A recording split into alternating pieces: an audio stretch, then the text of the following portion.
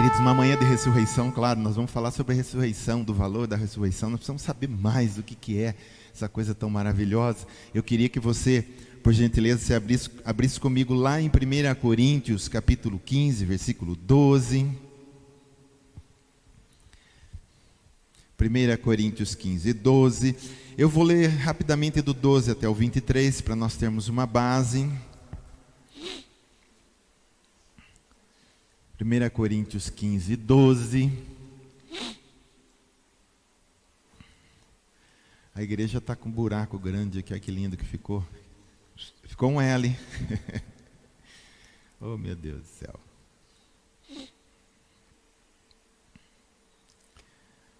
Achou? A palavra de Deus diz assim: ora, se é corrente pregar-se que Cristo ressuscitou dentre os mortos, como, pois, afirmam alguns dentre vós que não há ressurreição de mortos? E se não há ressurreição de mortos, então Cristo não ressuscitou. E se Cristo não ressuscitou, é vã a nossa pregação e vã a vossa fé. E somos tidos por falsas testemunhas de Deus, porque temos asseverado contra Deus que Ele ressuscitou a Cristo, o qual Ele não ressuscitou, se é certo que os mortos não ressuscitam. Porque se os mortos não ressuscitam, também Cristo não ressuscitou. E se Cristo não ressuscitou, é vã a vossa fé, e ainda permaneceis nos vossos pecados. E ainda mais, os que dormiram em Cristo pereceram. Se a nossa esperança em Cristo se limita apenas a esta vida, somos os mais infelizes de todos os homens. Mas de fato, Cristo ressuscitou dentre os mortos, sendo Ele as primícias dos que dormem. Visto que a morte veio por um homem, também por um homem veio a ressurreição dos mortos. Porque assim como em Adão todos morrem, assim também todos serão vivificados em Cristo, cada um, porém, por sua própria ordem. Cristo, as primícias, depois os que são de Cristo na sua vinda. Amém? Obrigado, Pai, por essa palavra. Fale conosco, instrua nessa manhã, dá luz a nossa mente e ao nosso coração, a respeito da fé que nós temos em Cristo e da sua ressurreição.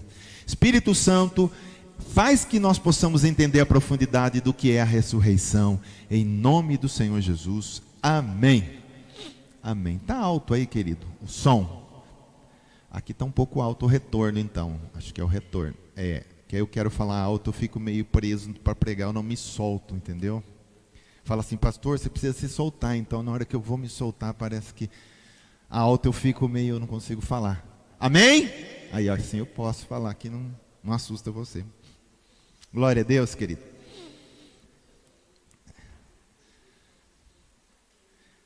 Glória a Deus. Algumas coisas que eu quero falar aqui para que a gente possa entender, querido, sobre essa ressurreição. A cruz, primeira coisa, a cruz do Senhor não é para satisfazer o nosso coração. Ela não foi para satisfazer o nosso coração, a cruz do Senhor, ela foi para satisfazer o coração de Deus. Porque foi Deus que exigiu a cruz e o derramamento de sangue, porque sem derramamento de sangue não há perdão. Essa coisinha linda que a turma põe no YouTube, que a pessoa estava lá presa e Jesus falou, o que você quer que eu dou aí? Dá o seu sangue. E Jesus deu o sangue para o diabo para soltar as pessoas do cativeiro. Não, Jesus não deu sangue para o diabo, Jesus não negocia com o diabo, querido. Jesus estava num propósito eterno com Deus, e Ele derramou sangue para Deus. A cruz foi para satisfazer o coração de Deus. Então, porque Jesus cumpriu tudo o que o Pai pediu, então o Pai o ressuscitou, tá? A ressurreição é a prova que Deus aceitou o derramamento de sangue de Jesus e aceitou sua morte na cruz. Então a cruz foi para satisfazer o coração do Pai, amém? A morte do Senhor na cruz foi para quitar um débito. Débito de quem? Dele ou nosso? Claro, nosso, diz que foi cravado na cruz. Em Colossenses, todas as nossas dívidas ali foi lavada no sangue do Cordeiro. O nosso BO, a nossa capivara, vamos falar assim. Sabe aqueles ladrões que o cara puxa lá, ele estica assim, vai no corredor assim, tudo que o cara fez está lá. A nossa era grande, viu, querido? Muito grande. E aí foi cravado lá. Então, a cruz e o sangue, a morte, foi para quitar esse débito. E a ressurreição, que é o que nós estamos falando, foi a prova desta quitação. Tem que quitar um débito. Você, quando vai pagar uma coisa, você não é bobo nem nada, você vai lá, você tem uma dívida de 1.500 em algum lugar, e ficou lá, você pagou. O que você pede? Porque se você não pedir, que vocês devem ter experimentado, ou se já não viu acontecer, pessoas querendo cobrar de novo, falam, mas eu paguei. Não pagou, eu paguei. Não pagou e fica aquela briga, fala, se eu paguei então, cadê o recibo? Eu falo, mas você não me deu o recibo, eu dei, e fica aquela briga. Não, querido, pega o recibo, leva para casa. O dia que alguém te ligar, o fulano, vem aqui pagar, você vai lá e fala, está aqui, sua empresa assinou, eu já paguei. Desculpa, foi um erro então no sistema. Então a morte foi para quitar a dívida. E qual é o recibo que essa dívida foi paga? A ressurreição do Senhor Jesus. Como ele se coloca vivo de novo, se apresenta diante dos homens, ele está dizendo, eu sou o recibo, foi pago. O Pai está provando para vocês que foi pago. Porque, querido, se é uma coisa que Deus gosta, é de mostrar, é de testemunhar. Então ele levantou o seu filho e diz, aí está a prova que a dívida de todos vocês foram pagos. Aleluia por isso. Aleluia. Querido, se nós não temos essa dívida paga, como que fica a nossa consciência agora? Eu estou na igreja, estou indo, mas como que foi paga a minha dívida? Cadê a prova? Deus está dizendo, a prova é que eu levantei meu filho ao terceiro dia, a ressurreição por cada um de vós. Então a ressurreição é a prova da justificação. Porque quando é pago uma dívida, você passa a ser justo de novo. Você não tem mais o peso daquele débito. Uma das obras que Jesus conquistou na cruz, é justificação. Eu e você não vale um centavo. Se a gente falar que vale um centavo é muito, porque nós somos pó, terra, joga ali, querido, o que vale terra? Né? Pega um punhado de terra, não, o que vale um pó? Nós não valemos nada.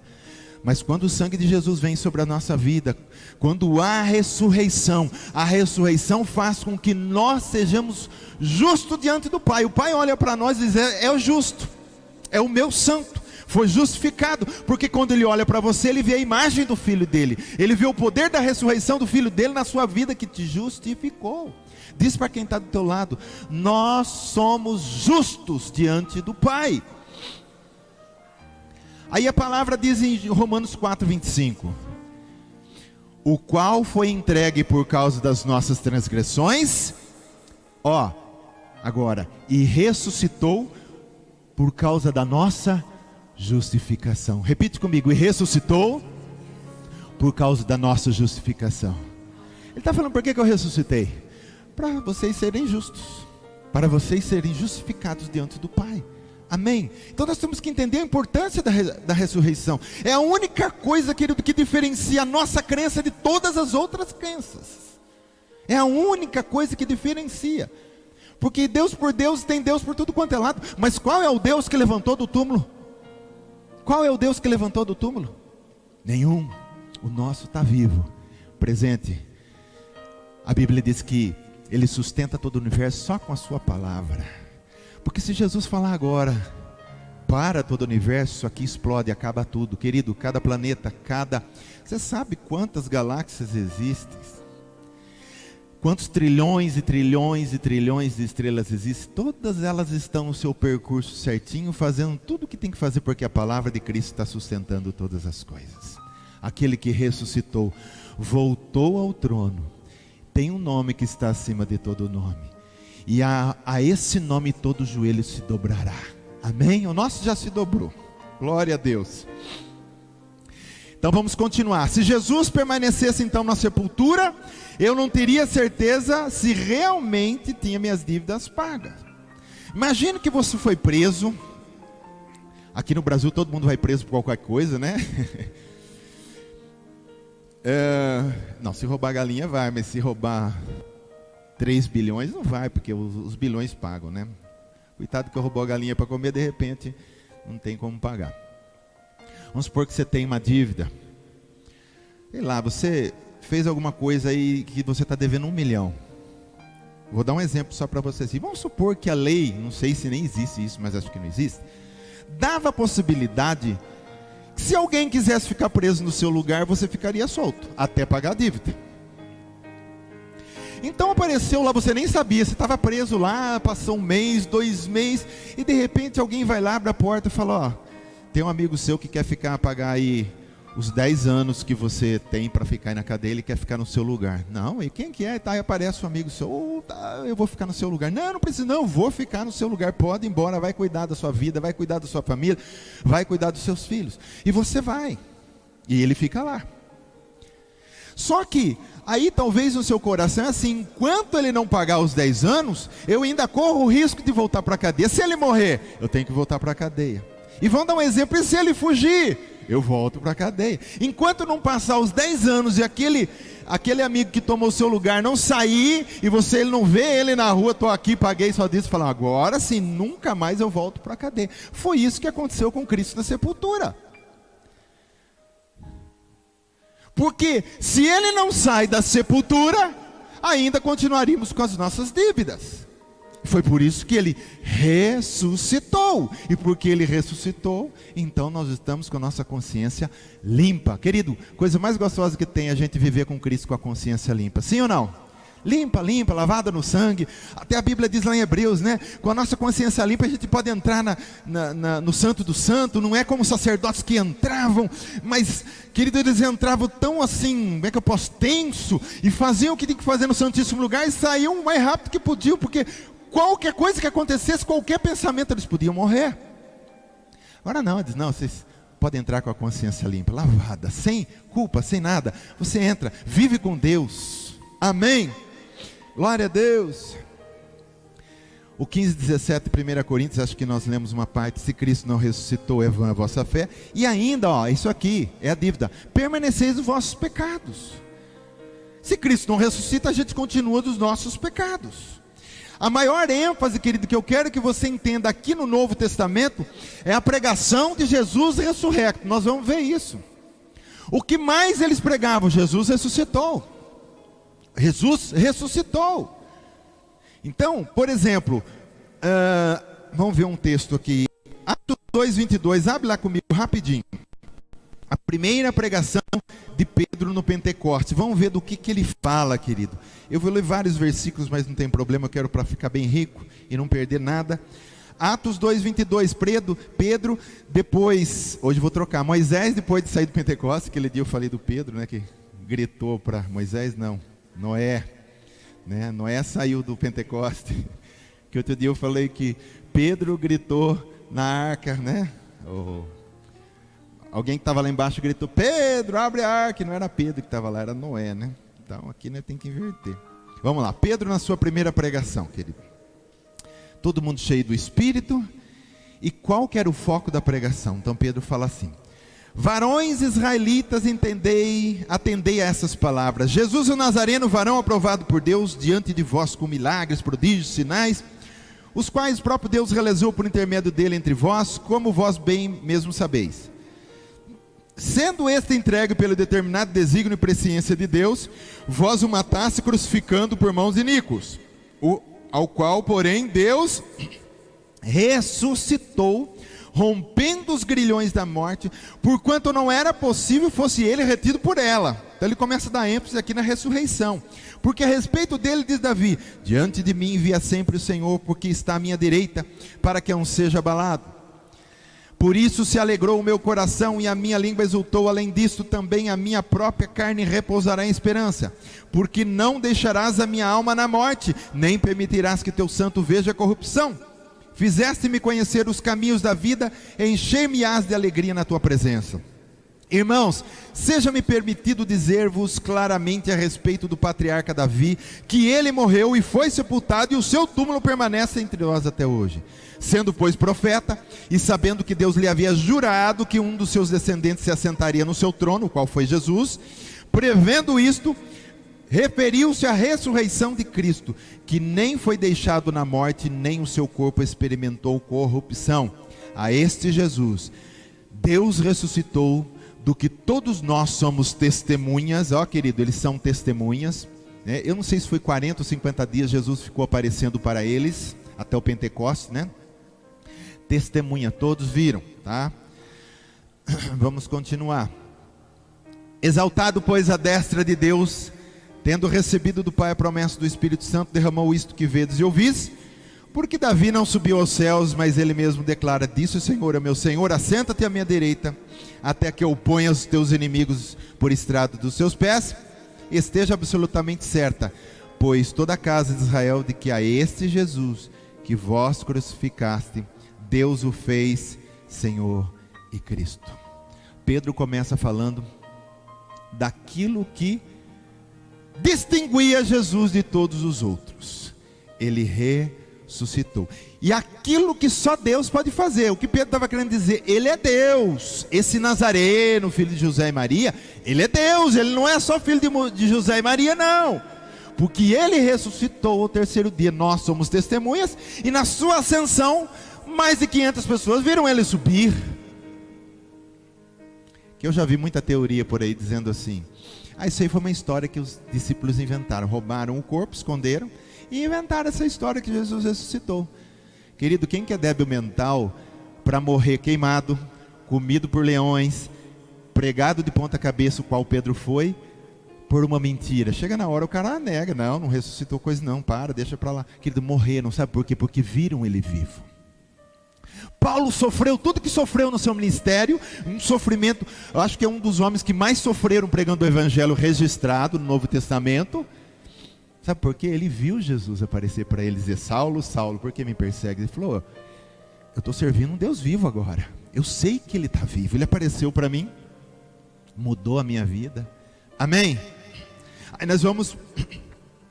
Pedro e João começaram a pregar então a isso no templo. Aí eles são presos, e lá em Atos 4:1 diz assim: falavam eles ainda ao povo quando sobrevieram os sacerdotes, o capitão do templo e os saduceus, ressentidos por ensinarem eles o povo e anunciarem o que eles estavam ensinando? Em Jesus, a ressurreição dos mortos. Atos 4:33. Com grande poder, os apóstolos davam testemunho do que, querido? Da ressurreição do Senhor Jesus. E em todos eles haviam abundante graça. Então o tempo todo pregavam a ressurreição. O que nós temos que fazer? Continuar esse evangelho das boas novas. Jesus ressuscitou. Você sabe por que Jesus pode mudar a sua vida, querido? Você vai falar: porque Ele está vivo. Ele ressuscitou, Ele tem poder. A ressurreição dele traz poder na sua vida, traz o Espírito Santo. Ele pode te curar, Ele pode mudar a sua história, porque Ele está vivo. Amém? O discurso de Paulo lá em Atenas, Atos 17:18. E alguns dos filósofos epicureus e estoicos contendiam com ele, havendo quem perguntasse: que quer dizer esse tagarela? E outros: parece pregador de estranhos deuses, pois pregava a Jesus e a ressurreição. E não só aqui, diante de Félix, diante de Agripa, Paulo todo tempo estava falando de Jesus. Teve até um que ele estava pregando, e quando ele fala de ressurreição, o cara corta ele e diz assim: ei, Paulo, você está ficando louco por muitas letras e muita palavra, para. Quando ele falou de ressurreição, não sei se foi o rei Agripa ou Félix, um deles lá, disse assim: para. Então você percebe que os apóstolos queriam dizer para todos, porque a esperança é a ressurreição. Não estou dizendo aqui tirando a obra da cruz, viu, querido? Entenda. Claro que Jesus teve que morrer, que também, se Ele ressuscita e não leva o nosso pecado na cruz, fica incompleto. Mas estou querendo dizer da importância. Jesus ressuscitou, e essa é a garantia que eu também vou ressuscitar. Essa é a garantia que eu sou justificado. Essa é a garantia que todas as minhas dívidas foram pagas. Eu não tenho como levantar na segunda-feira com uma consciência pesada de um pecado que eu cometi na outra semana, e aquilo me perseguir, querido. As pessoas ficam réu da sua própria consciência. A própria consciência mata muitas pessoas. Judas se matou por quê? Por que Judas se enforcou? A sua consciência o matou. Eu traí o Filho de Deus.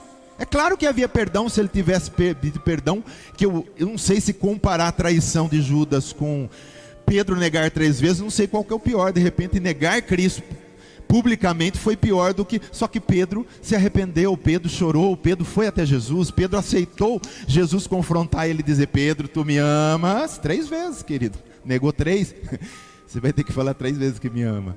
Ah, te amo. Pedro, você me ama. Pedro, você me ama. Então a consciência mata as pessoas, querido. Que gostoso a gente viver uma vida, não importa o tamanho da luta, das coisas que ainda a gente vai passar, mas que gostoso viver com a consciência limpa. Eu deito e levanto e dizer: se Jesus voltar essa noite eu vou, se Jesus voltar amanhã eu vou, estou bem com Cristo, acabei de pecar, opa, Senhor, me perdoa, me lava no teu sangue, me arrependo, amém, meu filho, está tudo certo, vamos continuando a vida. Glória a Deus. Mas a ressurreição é que dá essa alegria ao nosso coração. Pensou a gente ter um evangelho escrito assim, que havia um homem que fez muito milagres, levantou mortos, né? E ele morreu, e o pessoal vai até hoje lá em Jerusalém, onde está o túmulo dele, o nome dele é Jesus. E a gente serviu um Deus assim, você fala: poxa, mas fica incompleto, um morto, um mortal como eu. Embora fez tanto milagre, mas ele está no túmulo, não, querido. Eu não sei se é aquele túmulo que eu fui em 97 ou 98, não sei, que eu fui em Israel visitar. Eu entrei lá, dizem que é lá, não sei se é lá, falam que é lá, tem um jardim na frente, tudo lá. E está escrito assim: ele não está mais aqui. Então ele não está mais lá. Amém? Sabe onde ele está agora? Aqui. Que não é esse túmulo, aqui é uma casa em que ele habita agora.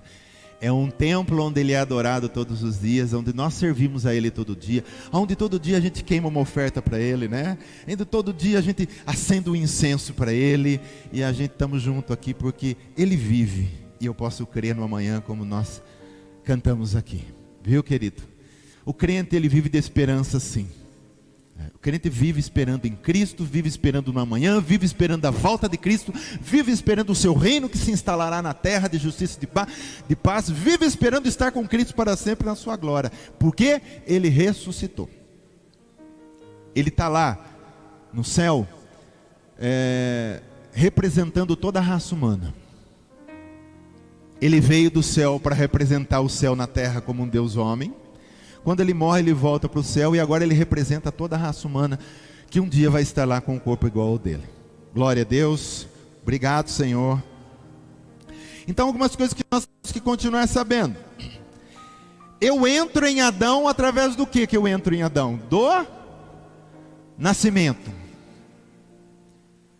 Somos descendentes de Adão, sim ou não? Somos. Então nós entramos em Adão pelo nascimento. Aí, entrando em Adão, eu passo a ser o quê? Um mortal. Saio de Adão pela morte da cruz, porque eu tive que morrer com Jesus, porque o Adão que eu entrei morresse também. Então eu saio de Adão, me livro dele pela morte da cruz. Por isso que diz, ó, que o vosso velho homem fique crucificado, é por causa disso. Romanos 6,4 diz assim: fomos, pois, sepultados com ele na morte pelo batismo. Então eu tive que morrer com Cristo e matar o meu Adão também junto ali. Mas eu entro em Jesus, porque se eu sair de Adão, eu tenho que entrar em Jesus, senão não vai ficar incompleto. Eu entro em Adão através da... que nós estamos falando nessa manhã? Da ressurreição. Entro, recebo, passo a ser um homem mortal. Pelo nascimento eu entro em Adão. Aí eu saio de Adão, me livro de Adão pela cruz. Glória a Deus.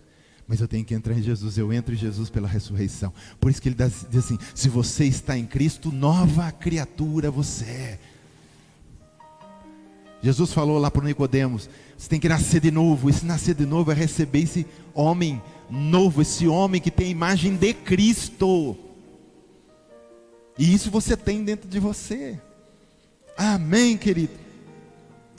Aí vai dizer assim no versículo 4 eu não marquei do que era, mas é um que diz assim: para que, como Cristo, acho que é o 15 de 1 Coríntios, né? Para que, como Cristo foi ressuscitado dentre os mortos pela glória do Pai, assim também andemos nós em novidade de vida. É do Romanos 6, perdão, 6,4 continua. que como Cristo foi ressuscitado dentre os mortos, também nós andamos em novidade de vida. Andar em novidade de vida é porque se no batismo morreu com Cristo, a hora que levanta, você levanta para uma novidade com a ressurreição com Cristo. Amém? E aí vai o 1 Coríntios 15, 21. Visto que a morte veio por um homem, também por um homem veio a ressurreição dos mortos, porque assim como em Adão todos morrem, assim todos serão vivificados em Cristo.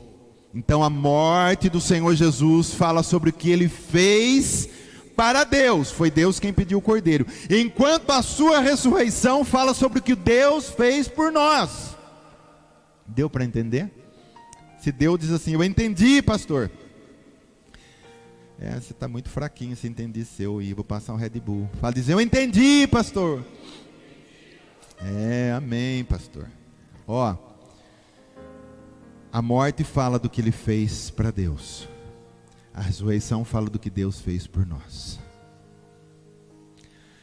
Por isso que Ele não falou para nós no Getsêmani, seres humanos, criaturas da terra, se possível dá para passar esse cálice? Não é com vocês a coisa, meu negócio é com o Pai. Pai, se for possível, dá para passar esse cálice? Não dá. Então eu vou por quem? Por causa do Senhor. Aí na ressurreição, aí Deus está falando conosco. Agora a ressurreição é para vocês. Eu estou ressuscitando meu filho para que vocês ressuscitem e estejam na minha casa de volta. Porque nós somos como a parábola do filho pródigo. Nós estávamos distantes. Nós voltamos para Deus. Voltamos para a casa do Pai. Ele quer que a gente volte. Mas para entrar no céu a gente não pode entrar com esse corpo. Como que a gente vai fazer? Isso é uma coisa que Deus... Querido, Deus é detalhista, Ele não deixa os detalhes ir embora. Por exemplo, Deus não poderia deixar os nossos corpos no túmulo e dizer, corpo é corpo, pó é pó, fica aí. E nós só ficarmos em espírito no céu? Ele diz, não, eu criei Adão para ser eterno no corpo, com um corpo terreno. Vocês vão ser eterno com esse corpo. Passe o tempo que passar, se já virou pó, se foi queimado, se foi comido, não importa, vocês vão ressuscitar. E ainda, eu acredito que um patamar, claro, bem maior do que Adão, porque agora nós ressuscitamos, voltamos à vida aqueles que estão mortos, mas vão receber um corpo glorificado, não para viver aqui na terra no jardim do Éden, mas para viver com o Pai lá no céu. Você fala, mas um dia vai voltar para a terra, vai, mas será nova terra e novos céus, onde Deus vai estar aqui conosco e nós habitaremos no meio dele. Ou melhor, Ele vai habitar no nosso meio. Amém? E se perguntarem para você, querido, como você sabe que você foi salvo? Qual que é a certeza da salvação? A certeza da salvação, querido, eu fui salvo por causa da morte do Senhor, tá? Fui salvo pela morte da cruz. Eu sei que eu fui salvo porque ali foi que foi levado o meu pecado. Mas eu tenho certeza e pleno conhecimento que fui salvo por causa da ressurreição. A certeza e o pleno conhecimento é por causa da ressurreição. A morte é a sua obra de redenção por nós. Olha lá, a morte é a sua obra de redenção. E a ressurreição é a prova que Ele redimiu. Então as coisas se completam, é claro. Morte e ressurreição. Ressurreição é a prova do que eu te redimi. É o recibo também que vocês vão ressuscitar um dia. Ninguém entendeu quando Jesus disse assim, eu sou a morte, eu sou a... Como é que é? Eu sei, Senhor, que quando Ele foi ressuscitar a Lázaro, que todos nós vamos ressuscitar, levantar um dia. Ele diz, eu sou a ressurreição e a vida. E ainda que alguém morra, esse viverá. Outra prova que Jesus deu, querido, e parece que os cabeção não lembram, né? Que quando Jesus ressuscitou, o que aconteceu na cidade de Jerusalém? Que foi mais um sinal. Além dos tremores, o céu que escureceu, o véu que se rasgou. Alguns santos apareceram na cidade. É claro que apareceu gente que eles deveriam conhecer, porque se aparecesse que não conhecia, ia ficar um negócio estranho. Alguns santos apareceram na cidade, com um corpo igual ao de Cristo. Não sei se ali entra as primícias, não sei, é como se ele tivesse pegado um pequeno feixinho e levado com ele, dizendo, mas vem a grande colheita, que é o arrebatamento depois, e depois vem os rabiscos. Lembra que na colheita, depois que se faz uma grande colheita, depois vem as pessoas catando o restinho que sobrou, que é da grande tribulação. Então Jesus já deu prova que como ele ressuscitou, muitos ressuscitaram ali, saíram dos seus túmulos, né? Foram abertos os seus túmulos como de Jesus e apareceram na cidade e depois, pum, foram com Cristo para o céu. Glória a Deus, que esse corpo não vai ficar na morte. Amém? Esse corpo que você tem, querido, é templo de Deus, cuida dele. É maravilhoso você saber que você tem algo que vai com você para sempre aí. Amém? Vai ser maravilhoso o dia que tocar a trombeta, em que nós vamos olhar uns para os outros e dizer, nossa, mas que coisa maravilhosa que você está. Você vai falar, mas eu era feio. Não, não era feio, mas também não era bonito. Corpo maravilhoso, renovado, sabe? Para viver para sempre com o Senhor. Eu acho que essa é uma das esperanças que mais anima o nosso coração. Jesus voltar e fazer com que o nosso corpo seja igual ao dele. Porque ainda não se manifestou, diz na carta de João, o que havemos de ser. Mas quando ele se manifestar, seremos igual a ele. Você não imagina, querido. Você não consegue imaginar, mensurar o que é você ressuscitar um dia. Eu espero que nenhum de nós aqui cheguemos a conhecer a morte, que seja um privilégio para nós, vivos arrebatados, subir ao Senhor. O que eu mais espero todos os dias é a volta do Senhor. Porque a Bíblia diz que não é só eu que espero, diz assim, o Espírito e a noiva clamam, vem. O Espírito Santo também está chamando por Jesus, volta, Senhor, volta, Senhor, o Espírito que está dentro de nós. E se Ele clama, a gente quer que Ele volte. Você gostaria que Ele voltasse agora, sim ou não? Nesse exato momento? Se alguma coisa no seu coração disse, agora não, ainda eu tenho coisas, eu vou casar com o Bruno ainda, né? Ou ela fala, não, volta logo, Senhor, eu tenho que casar com o Bruno. Volta, pelo amor de Deus. É mentira, viu, Jaque? Jaque não falou nada para mim, não.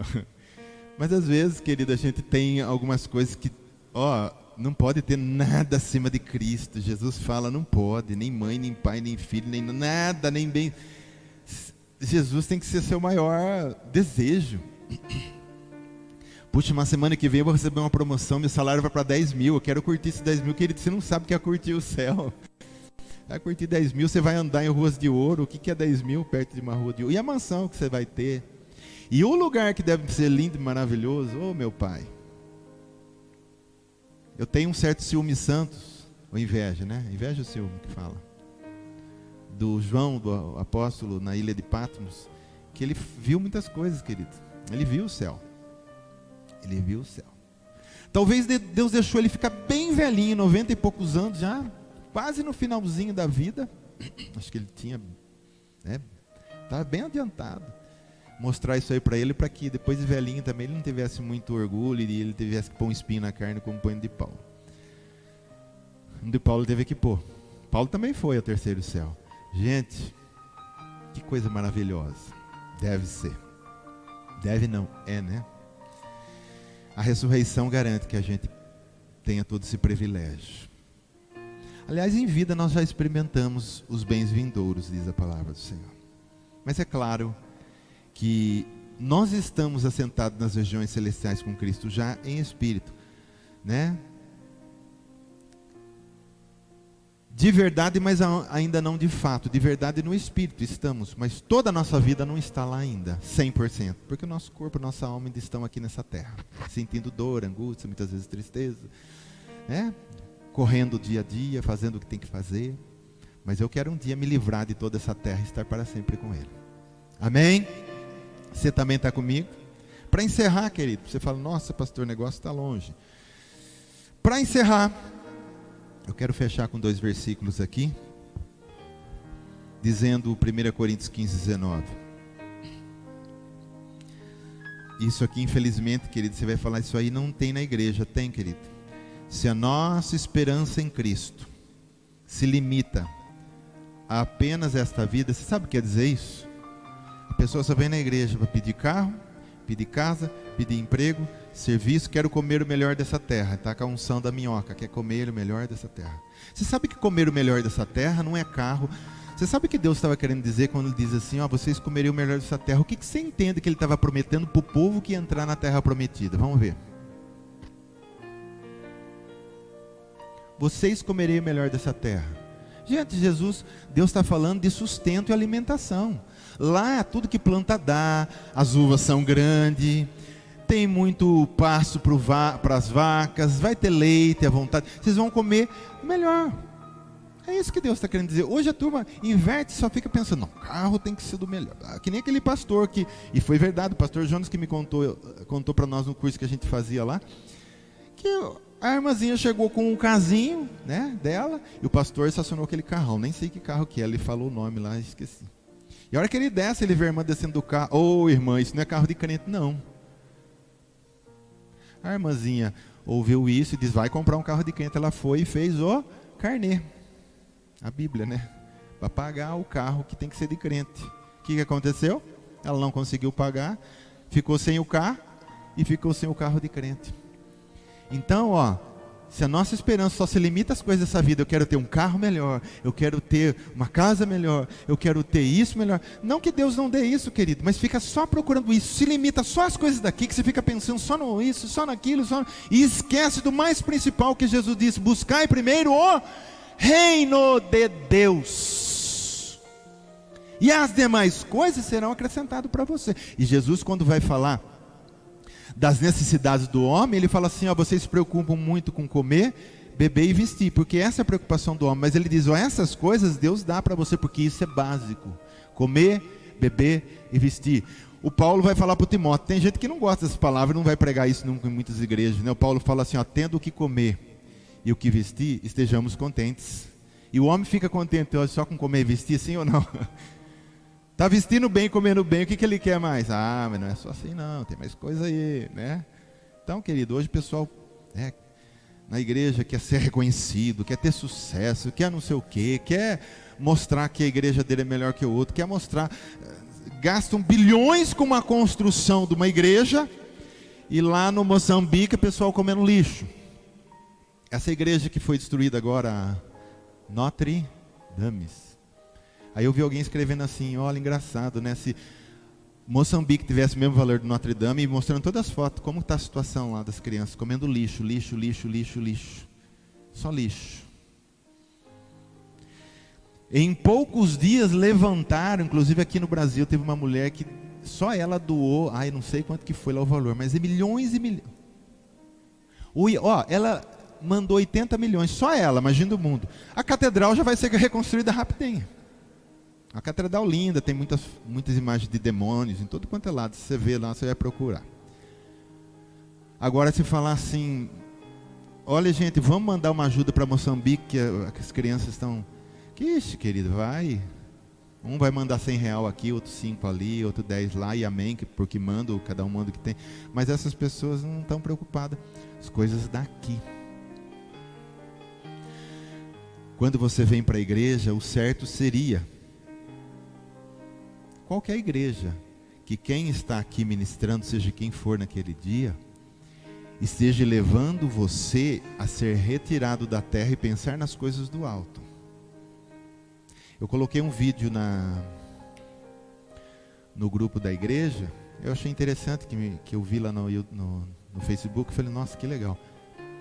Você é jardim fechado, e Jesus está ali, jardim fechado, é fechado para as coisas do mundo. Eu não quero me envolver com as coisas do mundo, eu não quero trazer mundo para dentro do jardim, porque se você tem um jardim aberto, o cachorro entra e faz cocô, o outro joga lixo, joga copinho, esses são os jardins públicos que nós temos aberto.